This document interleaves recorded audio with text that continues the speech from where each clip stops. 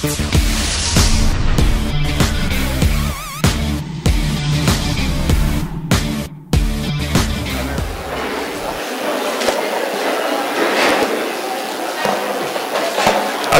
عليكم ورحمة الله وبركاته. إن وحوجا هرجع يقول دعية معها وحوجا مركا ويقصي بحيا ويقص بحي ليس وحوجا حيوان لا. إن مركا مروية مدنيال با يدلير تجدين وان سلامية. إن أنا ورو فرحسنا هاي. إن هالكن عاوة هذا البرن وقيم لنا سويشيدي ونسوي يقولني إنه أنا وذاكريننا وحيانا بدنا نقد حياة. مركا وحيانا بدنا نقد حياة ونقول افتح ربك و USB ويونايتد سومالي وحزبية صوماليين مدرجة رسوها الجميع ومدى الصوماليين. إن فريتها نودر النعوة دولة الصوماليين ودولة هامة وكم ملقانا عين ودوكو نلقى احترافسية هنا والله بيحي مركا فرين تلفتي كده يعني نقول لكم عندنا هذا الكيكن وحكو بلابيا مركوري USB دبترم بضلنا أما الصومال لا نقول الشيء هاي لفتي كده سيدوار ويسيا دوك لوك شيء هاي نقول الدوية يعني كان لدونا يدبت إنه صوت حوي يروح عرضنا يندو من نودي مركا مركوري وحكو بلابيا USB إن هذا الله صوص عطانا كبلابي أنا الشيء هاي مركا أهمية ديلا وحن ليه مركا سومالو لقميستو سومالو لقودون شيء سومالو كلابو عيسى سومالو غريجيت باي سومالو غريبارو سومالو قلب جوبتا سومالو قربدوران سومالو لقومادو USB با وقرقاتي يدا قول كورسيدي يدا قوشة دالسي markay bari beeraha gala iyo galbeed gidigiisa go'aankooda midaysay gal khaatumo reeraha gabigood isugu geysay Soomaalo gumowday Soomaalo loo garamayo Soomaalo yiligaadayso Soomaalo gulif qaadayo Soomaalo gabalkeed dhacayo Soomaalo gabigeed la qaatay Soomaalo taladii gees maraysa USB baa u gargaartay iyada gool horseeday iyada guusha dhalisay iyada gumaysiga diiday markay bari beelaha gala iyo galbeed gidigiisa go'aankooda midaysay gol khaatumo reeraha gabigood isugu geysay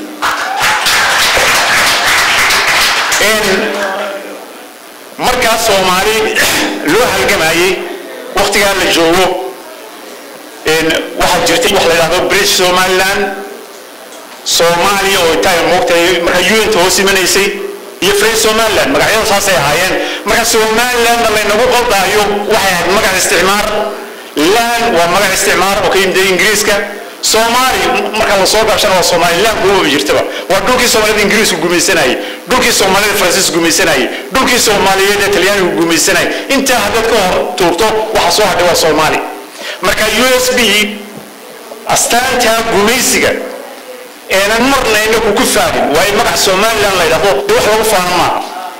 dadka ummadda sidii gabadhii sheegtay marwo waxa weeyaan magacan Soomaaliland inaka dib bay naga soo gaadhay waxa weeyaan wadogtiin taleex intii arag lagu bamgareeyay oo markii ugu horeysay Geeska Afrika 1921 inta ummadeen lagu gumaadeen ma magay kareysid iyo ka xorriyada markaa u dagaalamay magaalooyinkii aan lahayn oo markaa xeebaha ka mid ahaayeen Seylac oo markaa magaalaha laas qoray oo dekadahay gidi Ingiriisku inaga baabiyay oo xidhay gidi wada xidhay markaa isticmaalkii astaansiisi de guudka ma suran karno kuma faani karno waa wax laga shaqo qofka raba inuu dib inuu celiyo astaantii gumaysiga mar dambe in dul surana de waa qof isagu raba gumaysiga inuu bedelo oo inuu dib inuu adoonsado marka taasina waa taa in waxa badanka ku dacweeyaan waxa la yiraahdaa waxay yiraahdeen Soomaaliland hadii ayna Soomaaliya ku biiriteen wadan gooniya ayay noqon lahayd arintaasi waa arin waxba kama jiraan hadii uu fiirsato dhulka Ingiriisku gumaysan jiray wadannada gumaysan jiray ama Faransiisku gumaysan jireen koonfur galbeedka Afrika oo dhan waxa loo oran jiray French West Africa wadana fara badan markaa uu gumaysan jiray Faransiisku waxa laga xukumi jiray Senegal caasimaduna Dakar bay markii dambe wuxuu qaybiyay ilaa iyo ciidda leeg wadano oo kala daadiyay oo wadano kala qaybiyay meeshan la yiraahdo muxuu ahaa in mid kale waxa jiri jirtay Central African Federation baa jiray oo Rhodesia iyo Nyasaland loo oran jiray iyaga laftigeeda markuu ka tagay Ingiriisku uu kala qaybiyay India markuu ka tagay Ingiriisku Pakistan iyo India uu ka dhigay markay leeyihiin Soomaaliland wadan bay ahaan lahayd oo been USB baa u horeysayba oo naqbasheenba inay wadan noqoto ka guulahayd markaa oo aan marna basheen marka hore wadan baa isku noqon lahaa waa been oo tuulo walba habeen qura laga wada taagay oo 12 habeenimo laga wada taagay marka taan ma wada kara arrinta kale ee ku dacwooyi karina waxa weeye oo xitaa Soomaalidu hadday ku raacdo ay qadan tahay koonfur iyo waqooyi dagaal dhex maray ma jirto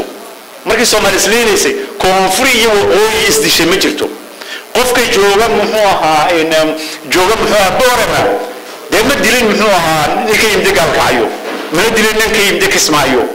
moogta ninka jooga muxuu ahaa Kismaayana ma dilin qofka tagay moogta Seylac ka dhig haddii la leeyahay beesha dhexe oo waqooyi magaceeda loo siinayo garan maayo laysa waqooyi iyo muxuu ahaa conference dishay ma jirto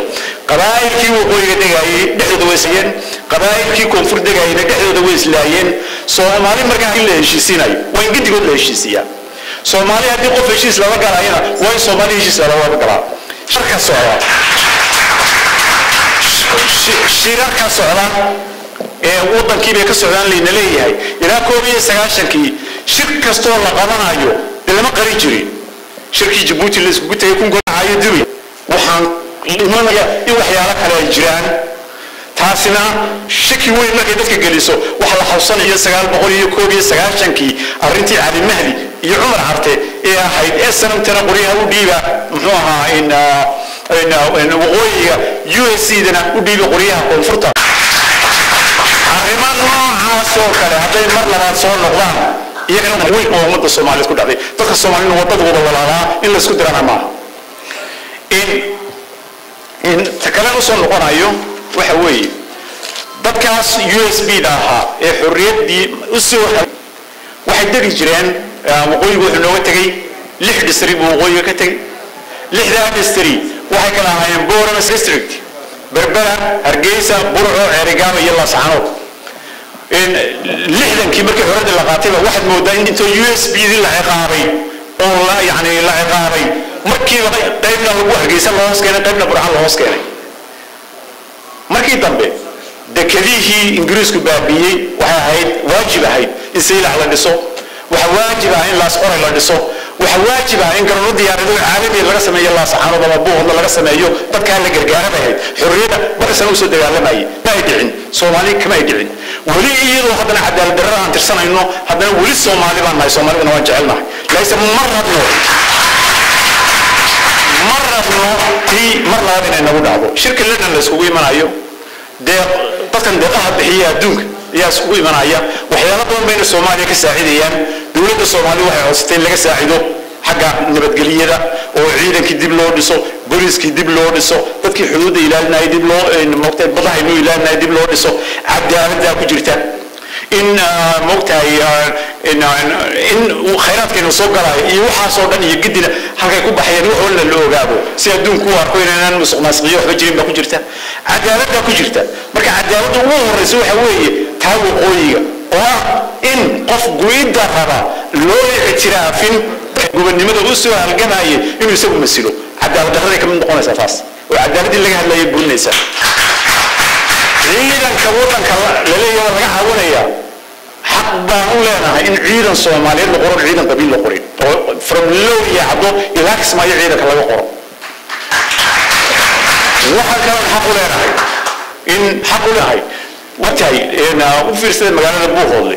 ilaa iyo 1990kii waxa jira dad Soomaaliya dumar Soomaaliyeed arkaysa oo calankii Soomaali kasta la taagan oo mudaharaad dhigay dawladda Soomaalida waxa loo doortay adduunka oo dhan uu ictiraafay inay qaranka oo dhan masisho from low iyo hada ilaa Kismaayo وحدي يا مجرو إن كنا حشوت مع دولة الصومالي إن عيدا كاستبوه هذي وأنا كسومالي كتاعي بس كاسين الصومالي بيتغير يعني يروح مكان لبوه احترام أي محوا سيرانيو إن دولة الصومالي إمام ويدو وحنا نودني ومطلع جراي وقدم يوم الله يقال وحويس دولة الصومالية وين تلاح تمادو وين تمادو محوها عبوه هو تمادو مالها كله اللي على الجولين هي دولة الصومالية وحقولنا هي حق إن الدفاع هذيك اللي وطن ما